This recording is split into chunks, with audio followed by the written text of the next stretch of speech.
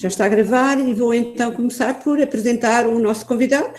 Penso que quase toda a gente o conhece, com certeza. É historiador, é professor catedrático do Departamento de História da Faculdade de Ciências Sociais e Humanas da Universidade Nova de Lisboa, especialista em História da Expansão ultramarina, da expansão portuguesa, escritor, já com uma vasta obra publicada, e, claro, especialista em Fernão de Magalhães. Temos connosco, então, o professor doutor João Paulo Oliveira e Costa, a quem damos as boas-vindas e a quem agradecemos a disponibilidade e a presença aqui na nossa escola. Muito obrigado, professora Olívia. Posso falar? Por favor, eu vou desligar o meu microfone. Vou falar só aqui um minuto de introdução para me verem e depois então passo para o PowerPoint. Quero agradecer à professora Olívia, quero agradecer à Escola Fernão Pó e a todos por me terem convidado primeiro, ainda já há uns meses atrás, e que, apesar da situação de confinamento e isolamento a que estamos sujeitos pela pandemia, de me terem mantido o convite e terem organizado, têm criado as condições para que eu possa estar com os alunos nestas condições. Quero desejar-vos a todos vocês que espero que gostem desta apresentação e, sobretudo, desejar que, para todos vós, estes tempos de algumas dificuldades, que sejam, por um lado, um tempo, apesar de tudo, de saúde, e, ao mesmo tempo, vocês ainda são todos muito novos, que aprendam com isso. Todos vocês têm longas vidas pela vossa frente, se Deus quiser, e pensem que estão a viver por um momento histórico extraordinário, por um momento histórico inusitado, inesperado, e que saibam no futuro tirar algumas lições também desta experiência inesperada, indesejada, mas na qual temos de saber nos enriquecer com ela. Vou então falar-vos sobre Fernão Magalhães na ótica de perceber o que é que eu vou começar. Eu penso que, esperem só um bocadinho, fiz aqui um passo errado, vou iniciar a minha apresentação e vocês poderão ainda continuar a ver-me a falar ao mesmo tempo, para não ser tão maçudo. Portanto, a partir de agora devem estar já a ver a minha apresentação, vou pôr o PowerPoint em grande. Aquilo que eu quero falar convosco talvez não seja a perspectiva mais falada de Fernão Magalhães. Tem havido, como sabem, uma grande discussão. Felizmente agora estamos tão preocupados com o vírus que uma série de patetices que nós alimentamos para nos entretermos estão agora adormecidas. Uma das patetices com que nos entretemos, porque não vale nada, era esta discussão se Magalhães era português ou era espanhol, se o descobrimento era mérito de Portugal ou era mérito da Espanha, e mais umas tontices como essas. Na verdade, e sobretudo porque tudo estava ligado com uma questão muito concreta que era a volta ao mundo. Aquilo que fascina as pessoas, naturalmente, neste feito de Fernão Magalhães, e em parte foi por isso que ele ficou famosíssimo desde muito cedo, é o facto de, através da sua iniciativa, se ter dado a primeira volta ao mundo. Foi a primeira vez que um navio saiu de um sítio e voltou ao mesmo sítio, tendo dado uma volta completa ao planeta. É isto que tornou a viagem famosa, o facto da iniciativa ter sido de Magalhães e a teimosia ter sido de Magalhães, realmente fez com que, logo no século XVI, ele tenha ficado muitíssimo mais famoso do que Sebastião de Elcano, que afinal foi quem concluiu a viagem. Eu mostrei noutras conferências que tenho feito, mostrei que já nos anos 30 do século XVI já havia um italiano que tinha o retrato de Fernão Magalhães entre as figuras ilustres do mundo. E o pobre do Elcano não estava em lado nenhum. A questão aqui, fundamental, é perceber o seguinte. Esta viagem foi uma viagem pensada por um português e financiada pelo rei de Castela. Era uma viagem que tinha que ser feita do lado castelhano, de acordo com o Tratado de Tordesilhas. Portanto, aqui os países de hoje não têm nem deixam de ter que reclamar méritos. É indiscutível que esta viagem foi feita com capital espanhol, castelhano, para ser mais correto, e foi feita com um conhecimento adquirido pelos portugueses.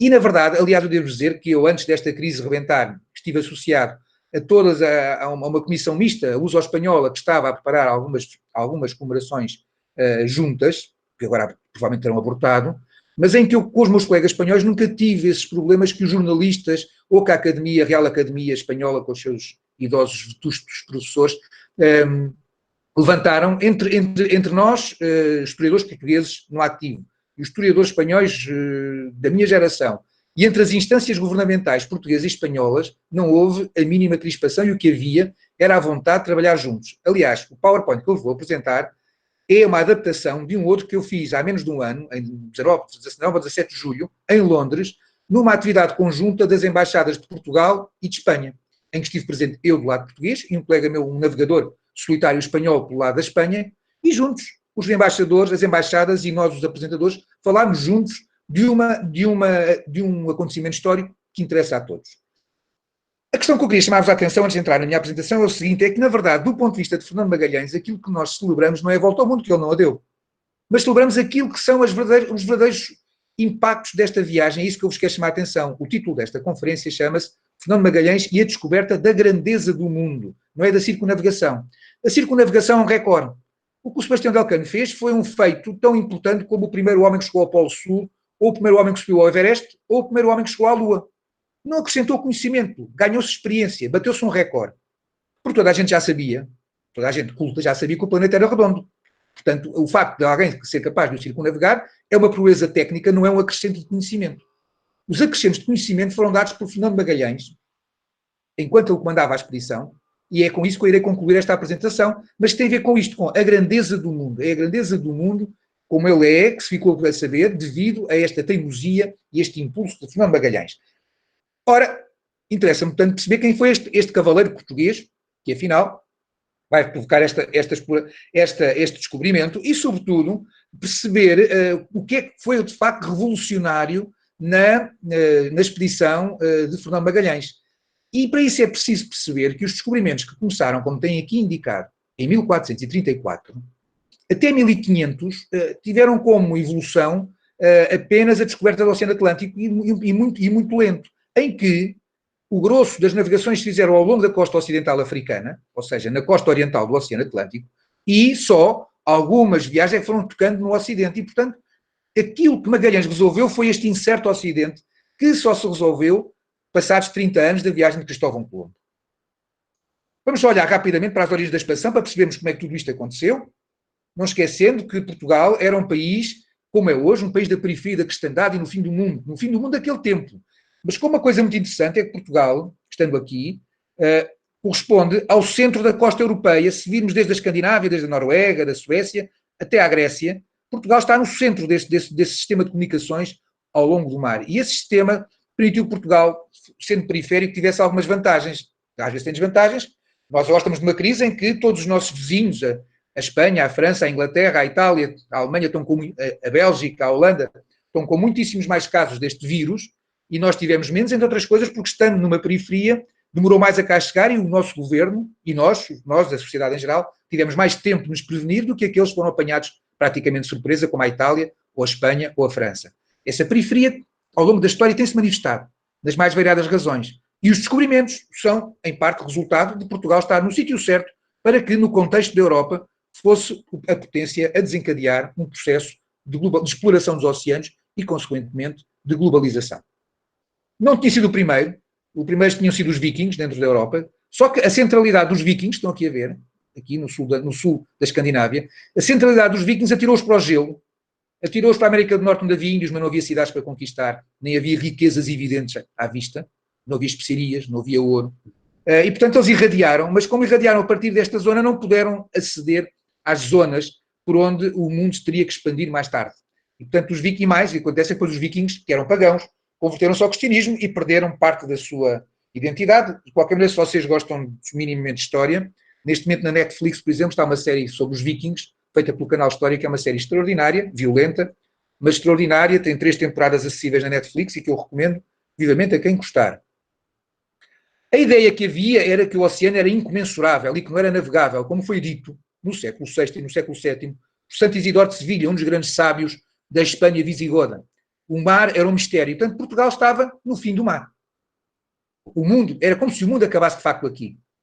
E, portanto, não havia nenhum conhecimento, nem sobre o Atlântico, nem sobre o Oceano Pacífico, que é a grande descoberta de Fernando Magalhães. Portugal, a Europa, por sua vez, era uma área globalizada. A Europa, no seu conjunto, estava articulada. Não se esqueçam que houve princesas portuguesas que chegaram a ser rainhas da Dinamarca no século XIII. Houve príncipes portugueses que foram condes da Flandres no século XIII. Os portugueses cedo circularam, cedo houve mercadores portugueses no que são hoje os Países Baixos, que é hoje a Bélgica ou a Holanda. E que naquele tempo era uma zona informe, que foi mudando de senhor conforme os casos. Durante muitas relações com a França, com a Inglaterra e com o Mediterrâneo. E, portanto, toda a Europa funcionava. Uma descoberta que acontecesse em qualquer ponto da Europa espalhava-se rapidamente como aconteceu com a difusão do papel, com a difusão da imprensa, com todas as grandes tecnologias que foram sendo descobertas ou inventadas na Europa.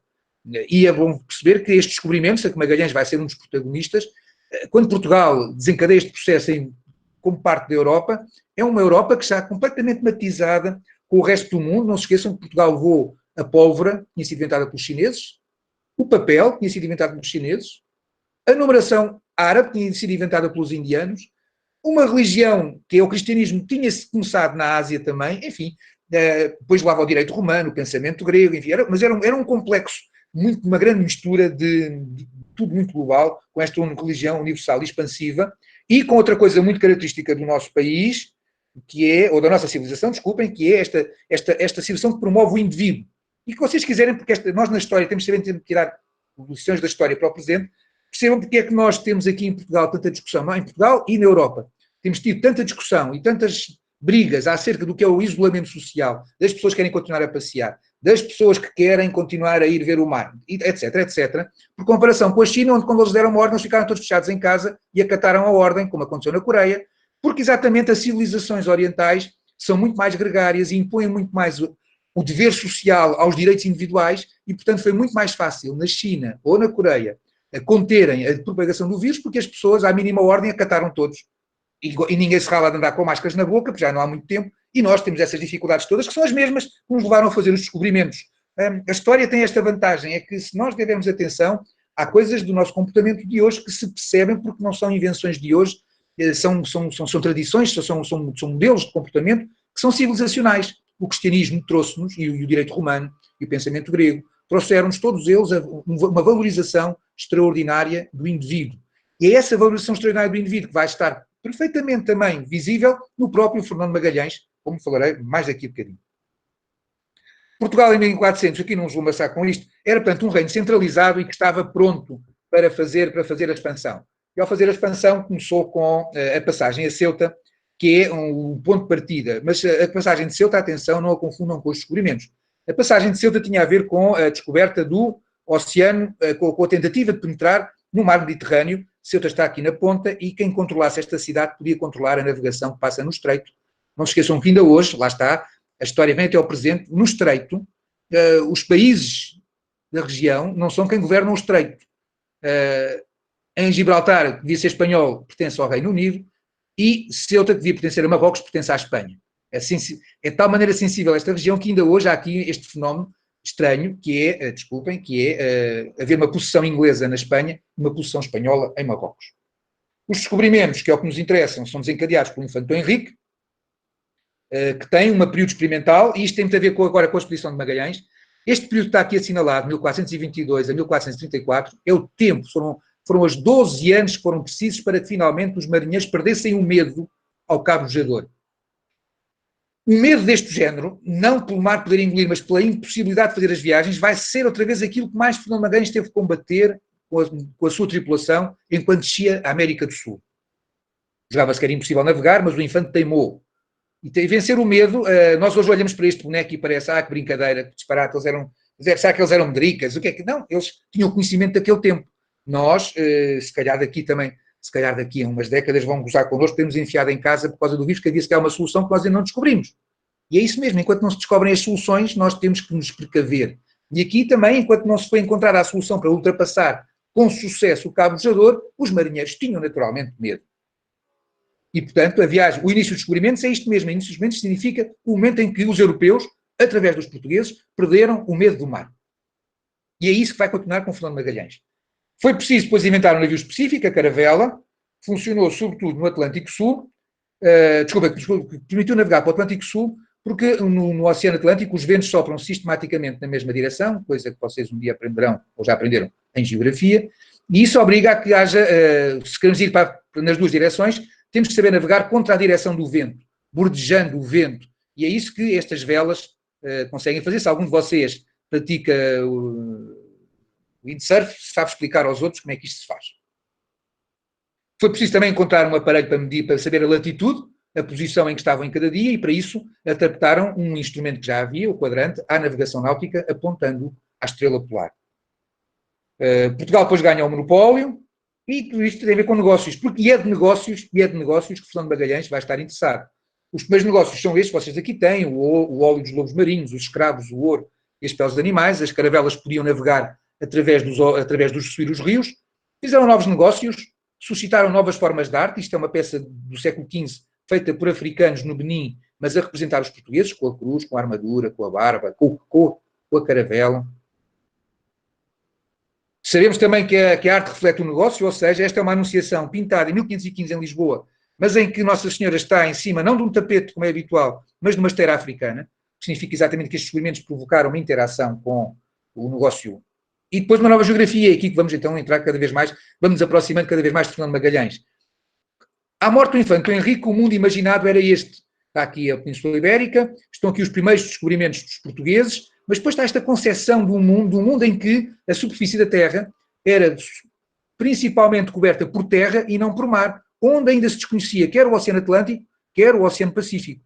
É esta concepção que os portugueses vão romper e que vai ser rompida definitivamente somente com a viagem de Fernando Magalhães. Reparem que este é um mapa de 1473, muito interessante, de espelho dos descobrimentos. O cartógrafo começou por pensar o mapa da África, mas entretanto houve mais descobrimentos. E como já não tinham de pôr os novos descobrimentos, pô-los dentro da própria África.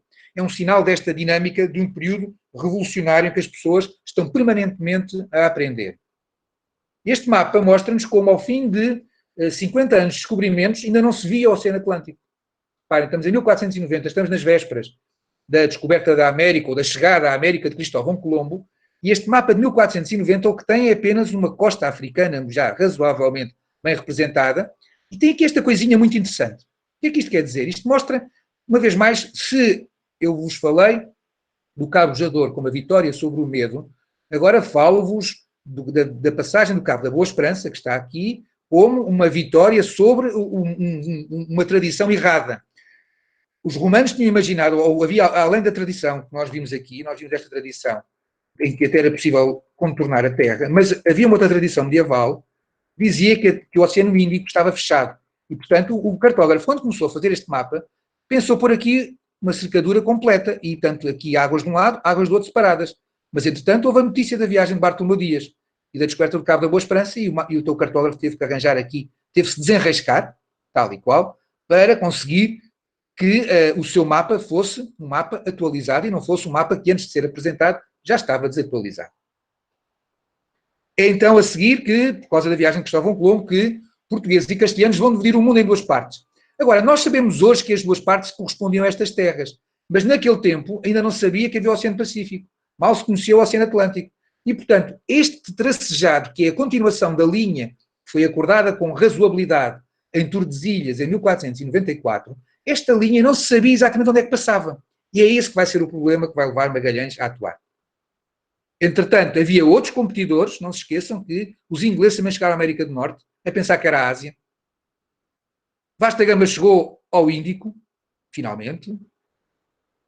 Depois, os castelhanos e os portugueses chegam também às costas da América, e, portanto, o Atlântico Sul começa a ganhar forma. E em 1502 temos este primeiro planisfério, chamado Planisfério de Cantino, foi desenhado em Lisboa, em 1502, e é um mapa que nos dá já uma África muito razoável, se nós conseguimos perceber que isto é África, mesmo se nos separássemos, e pela primeira vez se vê o Oceano Atlântico. É o primeiro mapa que nós temos em que se percebe o Oceano Atlântico. Está aqui o meridiano de Tordesilhas, a separar o que é do lado português do lado castelhano. Estão aqui as Índias de Castela, as navegações de Cristóvão Colombo. Está aqui a Terra Nova, onde andavam os Porto Reais por esta altura. Está aqui Coroa do Rei de Portugal, está aqui. E temos aqui, pela primeira vez na história da cartografia, uma representação da Índia como ela é, como uma península.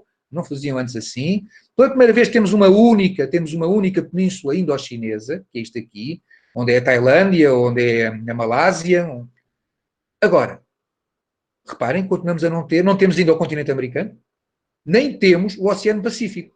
Portanto, os descobrimentos, com a chegada a 1500, o que nós tínhamos, o que sabia era já o contorno do continente africano, o contorno da Índia, e sabia-se que aqui havia especiarias e que se ia procurar especiarias. Por outro lado, sabia-se que aqui havia uma terra com papagaios, estão aqui a ver os papagaios, com pau-brasil, está aqui representado também, mas que não havia muito mais interesse. Continuava a estar no fim do mundo. Continuava a estar numa zona... os portugueses, como todos os europeus, estavam centrados naquilo que era o seu mundo há 5.000 anos, com conhecimento de causa. O mundo que interagia através da famosíssima Rota da Seda. E de que os portugueses, ao criarem a carreira da Índia, no fundo acrescentaram um novo circuito, um circuito marítimo e atlântico, àqueles outros circuitos todos que já existiam e que atravessavam aqui o interior da Ásia ou que circulavam através do mar ao longo da costa asiática. Onde é que entra Colombo? Onde é que vai entrar Magalhães? Por enquanto, Magalhães que vai entrar é que em 1505 parte para a Índia. Parte para a Índia com Dom Francisco de Almeida. E vai, durante 6 anos, servir o Estado da Índia, vai participar nas conquistas de Goa e vai visitar 2 vezes Malaca. Enquanto isso, continuava-se a pensar como é que era o mundo. Em 1506 temos este mapa de Waldseemüller, que é o primeiro mapa da história que vislumbra um continente americano, mas temos este aqui, feito em Veneza, por Rosselli, em 1508, em que são mapas, como percebem, quer um quer outro, muito diferentes do que faziam os portugueses, porque não tinham acesso a toda a informação dos portugueses, mas o que é mais interessante é ver que neste mapa de Rosselli, além de ver aqui uma Antártida que a gente não sabe explicar porquê, é que temos aqui que o novo mundo, o continente americano, é só a América do Sul. E o que temos aqui em cima, que vocês olhando pensarão, isto é uma representação da América do Norte, é no sentido da Terra, mas a verdade é que se virem, esta zona está pegada com esta. E, portanto, na concepção do cartógrafo, a América do Norte, aquilo que é a América do Norte eram já terras da Ásia. E continua a haver a expectativa que se podia aceder à Ásia através da América, do que nós sabemos que é a América Central, e, reparem, não havia Oceano Pacífico. Havia aqui uma coisa, que é onde está a Austrália, portanto, mas não havia um Oceano Pacífico. E, portanto, havia a sensação, tal e qual como tem Cristóvão Colombo, que se navegasse para o Ocidente, era possível chegar rapidamente às especiarias, era preciso encontrar a passagem deste lado. Ora, para os portugueses, isso não era interessante, porque, de acordo com o Tratado de Tordesilhas, os portugueses tinham que ir para a Índia, era pelo Ocidente, era para esta rota, e era a única que estava acessível.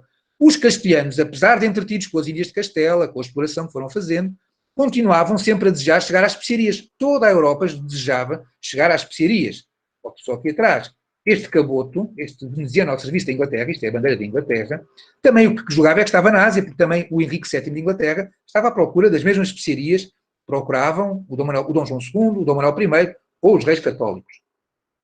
E, portanto, há esta incerteza. Aliás, em 1511, ainda Dom Manuel I escreve a Fernando o Católico a dizer: eu sei que está a fazer uma armada para ir procurar a Ásia por aqui, mas eu não deixo que a Ásia é minha. Entretanto, os castelhanos, finalmente, em 1513, perceberam que afinal havia, de facto, um novo mar. Não perceberam a sua grandeza, mas perceberam que havia um novo mar, porque perceberam que, por mais que andassem aqui à volta, nunca conseguiam encontrar aqui um estreito. E, portanto, a partir de 1513, os castelhanos ficaram confinados a este território americano.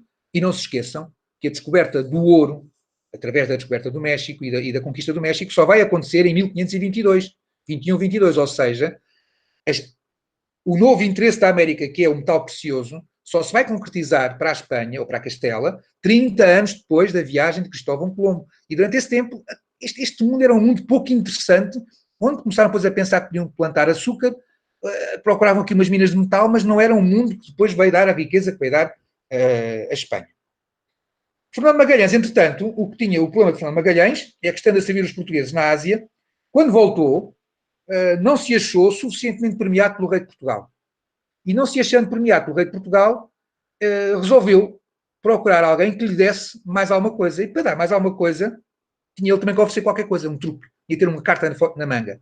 E a carta que ele tinha na manga era dizer que era possível ir às Ilhas das Especiarias, a estas ilhas, navegando para o Ocidente, porque ele pensava, porque ele desconhecia, como todos desconheciam, de facto, a existência de um Oceano Pacífico nesta zona, e portanto ele pensava que era rápido, se conseguisse encontrar a passagem através da América, era relativamente rápido depois conseguir chegar às tão desejadas ilhas das especiarias raras, as Molucas, onde havia o cravo, a massa e a noz moscada.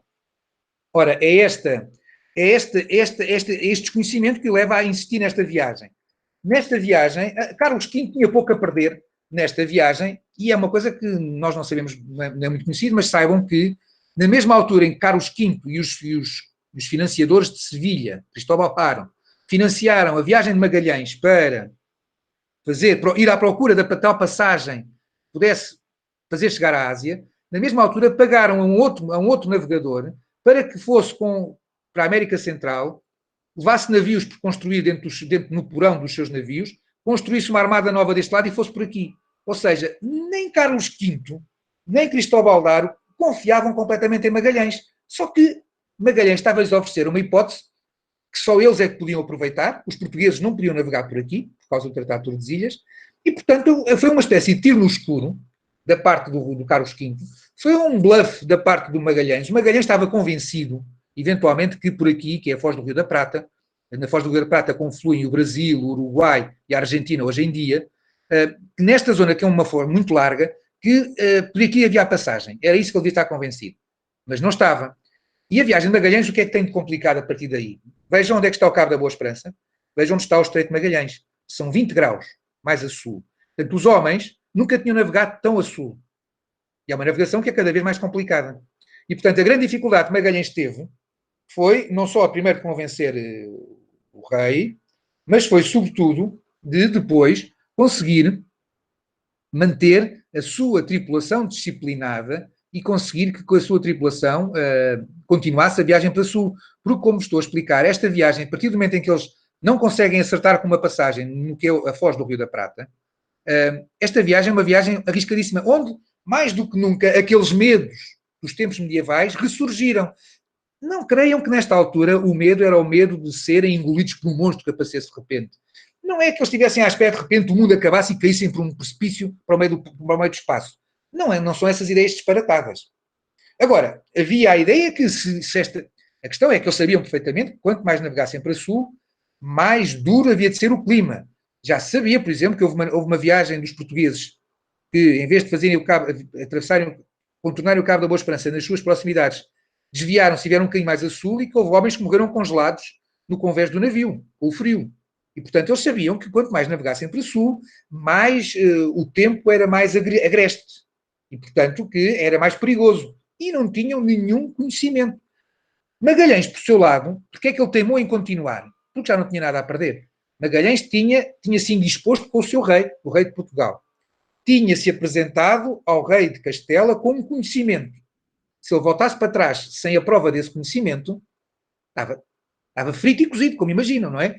Se fosse para Portugal, era condenado à morte. E o Carlos V era o primeiro a mandar para Portugal, porque já não queria aquele empecilho que não tinha descoberto nada e quase que o tinha posto zangado com o tio e cunhado, que era Dom Manuel I. Então, Magalhães, não acertando aqui com uma passagem, ele não tinha alternativa se não continuar à procura dela. Porque ele não podia voltar para trás. Ele não tinha condições para voltar para trás em segurança. E, portanto, tem que teimar. Muitas vezes também estas descobertas fazem-se porque as pessoas são teimosas, porque as pessoas são corajosas, mas também às vezes com um bocadinho de desespero. E em Magalhães há esse bocadinho de desespero. Ao mesmo tempo, há uma enorme capacidade náutica. Ou seja, ele e os seus pilotos eram marinheiros de primeira água. Sabiam manter os seus navios numa rota certa, à procura de uma passagem, mas conseguiram lá chegar. E finalmente, então, descobrem o Estreito de Magalhães. Eu não tenho aqui uma imagem, peço desculpa, que isso é que me escapou, mas vocês, convido-vos a seguir, a irem ao Google e procurarem Estreito de Magalhães e vejam os mapas. E vão ver que o Estreito de Magalhães não é um canal. O Estreito de Magalhães é um labirinto, em que as pessoas, em que eles, em cada momento, tiveram que escolher se iam para a esquerda, para a direita ou iam pelo meio. E de vez em quando foram pelo sítio errado e foram dar um beco, a um fim de um braço de água, e tiveram que voltar para trás. E, portanto, no meio, e vão ver também, se virem fotografias do Estreito de Magalhães, vão ver que boa parte desse estreito atravessa uma zona montanhosa, áspera, medonha, que mete mesmo medo. E não são os homens de hoje que temos GPS, que temos quispos fantásticos e luvas fantásticas e óculos e tudo, que nos protegem de todos os frios menos de um vírus, mas que nos protegem de muita coisa. Em vez de terem isso, estavam naqueles navios de madeira, estavam com aquelas roupas que abafavam o frio, mas que não eram as roupas com a eficácia térmica que nós temos hoje. E andarem por ali naquele meio era um susto. E, portanto, eles demoraram um mês a conseguir passar daqui para aqui, porque andaram no meio de um labirinto a procurar qual das passagens é que funcionava. E perceberam por isso também, quando chegaram ao outro lado, que este caminho não era um caminho para fazer negócio, não era um caminho fácil e prático para fazer uma carreira mercantil.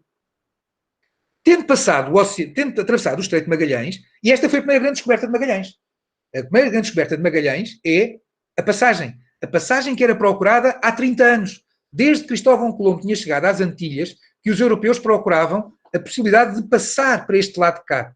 E, no entanto, foram precisos, insisto, 30 anos. E essa é a primeira dos dois grandes feitos que são exclusivamente de Fernando Magalhães. Não se esqueçam, entretanto, que quando houve aqui uma revolta e os espanhóis queriam voltar para trás, a parte castelhana da tripulação, não se esqueçam que Sebastião de Elcano esteve entre os revoltosos. Portanto, nesta discussão, sem entrarmos em nacionalismos, mas nesta discussão dos méritos, Sebastião de Elcano até aqui não tem mérito nenhum. Não tem mérito nenhum por uma razão muito simples, porque ele até quis voltar para casa. Ele não quis continuar a viagem. E, portanto, a descoberta é, indiscutivelmente, da força anímica, psicológica de Fernando Magalhães. E Magalhães consegue dar este contributo novo para a humanidade, quer saber, afinal, pode-se contornar o novo mundo. A América do Sul não vai até ao Polo, a América do Sul acaba muito mais abaixo, muito mais a sul que a África, mas acaba, e é possível, não é prático, mas é possível contorná-la. A segunda grande descoberta é o Oceano Pacífico. E esta é uma descoberta absolutamente inesperada. Também.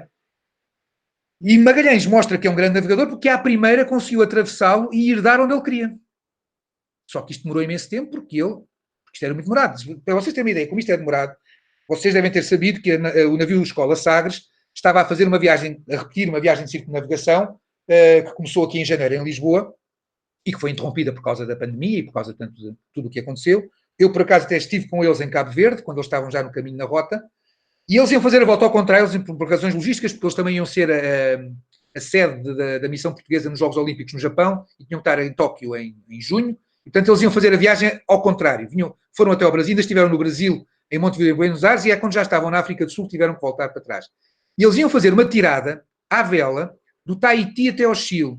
E essa tirada do Tahiti até ao Chile, hoje, à vela, mas com toda a sofisticação da aparelhagem da Sagres, ia demorar 33 dias. Ainda hoje, para navegar à vela do Tahiti até Valparaíso, até ao sul do Chile, são 33 dias de navegação. Hoje, esses 33 dias são feitos, não é com uma perna às costas, mas quase, porque, desde que as pessoas sejam rijas e que saibam resistir ao mar, sabem que têm os mantimentos adequados, que podem tomar duche todos os dias e por aí fora, ou seja, vão com toda a logística útil e necessária para fazerem esses 33 dias com um razoável conforto. Estes homens não tinham sequer comida que chegasse. E, portanto, esta viagem é uma viagem louca, demorou muito mais tempo, porque eles foram mais devagar, tinham que andar à procura dos sítios. A Sagres iria direitinho do Tahiti até Valparaíso sem parar, sabia para onde é que ia. Estes andaram a experimentar e à procura dos ventos, que agora toda a gente já tem uma carta de ventos e sabe onde é que os ventos sopram. Estes andaram a tatear tudo, mas a verdade é que chegaram lá. E esta é a segunda grande descoberta de Fernando Magalhães. E, uma vez mais, com ele ao comando. A segunda grande descoberta de Fernando Magalhães é que há um Oceano Pacífico, há mais um oceano, ou seja, todos estes mapas que tinham estado antes não precisavam para nada. Faltava sempre o Oceano Pacífico. Em nenhum destes mapas, nenhum destes mais sofisticados, onde nós já vislumbramos um mundo, nunca havia Oceano Pacífico. E é essa a segunda grande contribuição de Fernando Magalhães. E estas duas descobertas, o Estreito de Magalhães, o Oceano Pacífico, são descobertas provocadas por Fernando Magalhães e que ocorrem antes da sua morte. E perguntaram-me a vocês, então e o Elcano? Teve ou não teve algum mérito? Teve, sim, senhor. Também teve. E o grande mérito da sua é que é um grande marinheiro. Um marinheiro extraordinário também. O que é que acontece? Depois da morte de Fernando Magalhães, os espanhóis ficaram ainda com dois navios, os castelhanos tinham dois navios. Um resolveu voltar para trás, tentou voltar para trás, que eram as ordens que tinham, e não conseguiu, acabaram por ser aprisionados pelos portugueses nas Molucas, morreram quase todos, só chegaram 3 vivos a Lisboa, muitos anos depois. O Sebastião de Elcano, que percebeu que era impossível voltar para trás, que esta viagem era uma atrapalhada, então resolveu ir contra as ordens do rei, desafiar as autoridades portuguesas e viajar para a Espanha pelas águas que pertenciam, de acordo com o Tratado de Tordesilhas, a Portugal. E aí sim, o Elcano faz uma coisa extraordinária, foi capaz de navegar pelo Oceano Índico Sul, pelo sul do Oceano Índico, longe dos portugueses, e conseguiu acertar no sítio, saber a longitude, de maneira a que soubesse quando é que tinha que navegar para norte sem esbarrar em África. E foi dar a Cabo Verde. E é só em Cabo Verde é que eles se desmascaram, porque tentaram comprar, começaram por dizer que sendo castelhanos que vinham nas Antilhas, mas depois tentaram comprar comida com especiarias e então os portugueses desconfiaram deles, prenderam uns, mas os outros conseguiram escapar e então é que o Sebastião de Elcano chega, finalmente, a Espanha outra vez. Mas a questão fundamental é esta, e com isto termino, é que a viagem de Fernão Magalhães trouxe ao mundo 2 conhecimentos extraordinários. O primeiro, que se pode atravessar o continente, pode-se contornar o continente americano, e segundo, que afinal, ao contrário, vou voltar atrás, talvez para vocês terem bem a certeza, bem a noção, ao contrário destas imagens, como esta, ou como esta, que eram as imagens que todos os europeus, pelo menos, tinham na sua cabeça, afinal a Terra não é castanha. O planeta Terra não é maioritariamente composto por uma superfície de terra, mas sim, o planeta Terra é composto maioritariamente por uma superfície azul. Esta ideia do planeta azul, os seres humanos só a ganharam verdadeiramente, só a interiorizaram quando a viram. Tal e qual São Tomé, que foi preciso ver para crer. Nós só quando vimos é que acreditámos, e só vimos quando, através das viagens espaciais feitas pela União Soviética e pelos Estados Unidos da América, começaram a tirar fotografias da Terra vista do espaço. E a Terra vista do espaço é isto, um planeta azul. Mas, na verdade, esse planeta azul podia ter sido imaginado a partir do momento em que Fernão Magalhães descobriu o Oceano Pacífico. Era isto que eu tinha para vos dizer. Espero que tenham aproveitado e fico à vossa disposição para as perguntas que têm prontas. Muito obrigada, Sr. Professor. Eu penso que este PowerPoint, estas imagens, estes mapas foram bastante esclarecedores e penso que os nossos alunos perceberam melhor a questão da viagem do Fernão de Magalhães. Eu penso que já temos algumas questões. Vou pedir à professora Célia Bento, temos o Tiago. Sim, temos o Tiago, a Rita, portanto, o Tiago tem 2 perguntas, talvez possamos o Tiago colocar 2 perguntas e o Sr. Professor responder. E depois a Rita tem mais outras 2 e a Sara também tem 2, é aos pares, pode ser? Então podemos dar a vez ao Tiago. Sugiro que separe a gravação. Sim. Obrigada, Emanuel. Exatamente.